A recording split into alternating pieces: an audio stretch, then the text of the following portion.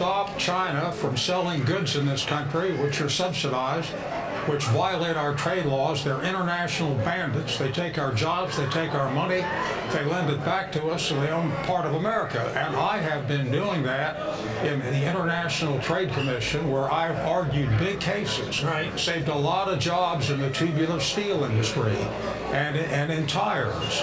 And the Port of Philadelphia, for example, has the potential for 125,000 new jobs if we get it down to 45 feet instead of 40 feet.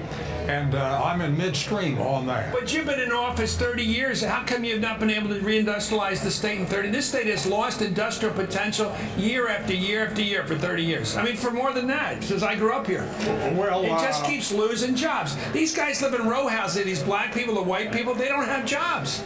Well, I had a guy standing here said it's about jobs. Where is he? One of these guys out here. Well, I have brought a lot of jobs. I'm not a miracle man, but I have done a lot to keep jobs. You take the work I've done for raising the funding for the National Institutes of Health. The University of Pittsburgh has gotten $4 billion in the last decade.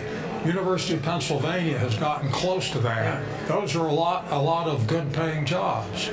You take a look at what has happened with my work on stopping Chinese imports, the work we're doing on the currency manipulation. So you're going to get back, this is a big point in your campaign, are you going to get back the seniority you had as top Republican, as a top Democrat? If you got a hard commitment from the Democrats, you'll get it back. I have an absolute commitment from the majority leader that I will have the seniority as if I'd been elected as a Democrat in 1980. Absolutely. And if Harry Reid gets bopped off in the next election this November, who keeps the promise? He speaks for the caucus, and it's going to be resolved after the election.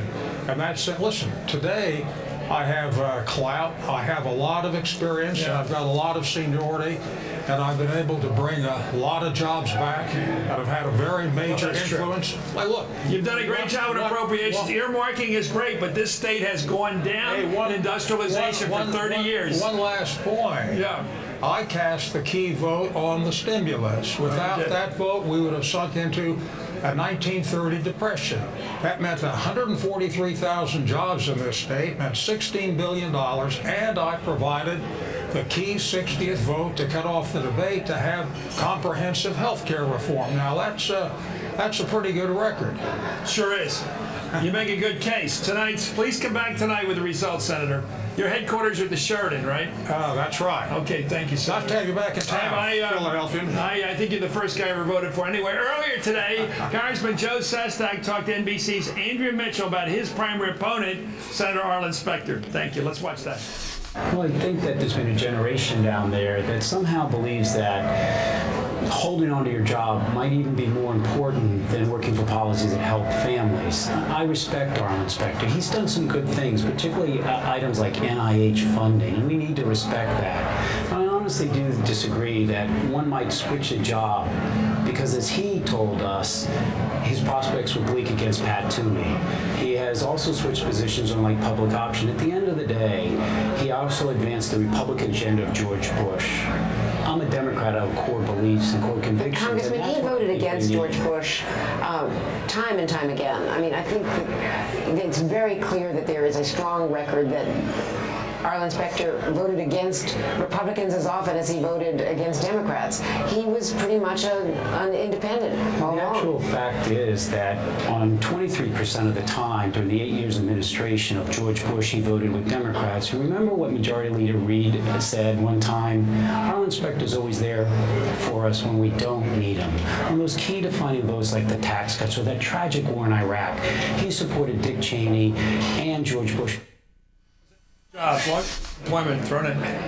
long-time Philadelphia newsman Larry Kane. This guy's the pro up here. He's a political analyst for KYW Radio. He's also the host of The Voice of Reason on the Comcast network, which is a very important network these days. Yes. Let me ask you, Larry Kane, you've worked for all the local affiliates here. You know the job. The turnout here, I get a sense on this rainy day, this Tuesday, that it may not be the big machine vote that Spector needs to win. I'll tell you right now that I never put weather as a factor in elections. It could be a factor today. The reports I'm getting morning, Josh Shapiro, the star, the Democratic star of Montgomery County, tells me that the turnout in Montgomery County at this hour, which is pretty big, is 11%. That equates to about a 20% turnout in Montgomery County. I got to believe the turnout in Philadelphia is much less than that, and that might not portend good things for Arlen Spector tonight. Hard to say, though, because you never know with this guy. The guy you just interviewed has always managed to squeak it out. Right, yeah, he's fighting it to the end. Let me ask you about the job situation. Everybody watching this show knows that we're still in a recession. Despite whatever technical arguments you make. I know people in my family have been laid off. It's serious business. People in business like mortgage business, it's brutal out there. Isn't that going to make it very hard to vote for an incumbent for anything in America this time of our country's history? I don't think people are thinking jobs that much in this primary election. They aren't? I think they will think jobs in November. Look at this guy in here with the Eagles costume on. Look at this guy. Yeah, but look at the sign he's got. Look at the turnout. The turnout is so poor. If people really cared about jobs, they'd be turning out. There's more interest in the Flyers game tonight. This is sad. 600,000 people watched the Flyers the other night. 600,000 viewers. They'll be watching at 7 o'clock tonight in the final hour of voting. That's not good for the process. Take them out of their pain and make them feel good. I don't know, but I'll tell you one thing. One of the big stories in this town, you're in the Beltway most of the time. Right. I'm out of the Beltway. When you look outside in, you're looking at the fact that Governor Rendell, Bob Brady, the Democratic chairman of Philadelphia, most of the Democratic establishment in this town is supporting Arlen Spector right to the end. The White House does not look very good tonight. Why didn't the president show up? Isn't that the question well, you have to ask? He flew to Ohio today. He didn't show up. He didn't do a fresh commercial for Spector. Yeah, I don't the know. Sestak people... Larry, I think this has changed. I don't think it's top-down politics anymore. Nobody gives a rat's butt what the governor thinks or the senators think. They want to know who they want to vote for in their interest. You think endorsements matter today? Endorsements will matter in November. Has an endorsement ever gotten you to vote for anybody? Have you ever voted for anybody because somebody told you to? Yes, when I was 21. But I'll tell you one thing. I'll tell you one thing. This race in the fall, no matter who wins tonight, is going to be rugged terrain. This has been the dirtiest campaign I've ever seen. The White House is going to have to get involved. The general's going to be brutal. Pat Toomey's going to be a brutal opponent. Club for Growth, right-wing guy. I think he'll move in a bit to the center to win this thing if he does. Thank you, Larry King. Good to see you. We disagree. Top-down doesn't work anymore. Up next, the Democrats hope to hold on to the Senate. We're dealt a serious blow today when the New York Times reported a blockbuster. Richard Blumenthal, the Democrat, the front-runner in that race for the Senate, has lied about serving in Vietnam. Guess what? He didn't, and he said he did. We'll get to that straight ahead. You're watching Hardball live from Philadelphia, only on MSNBC.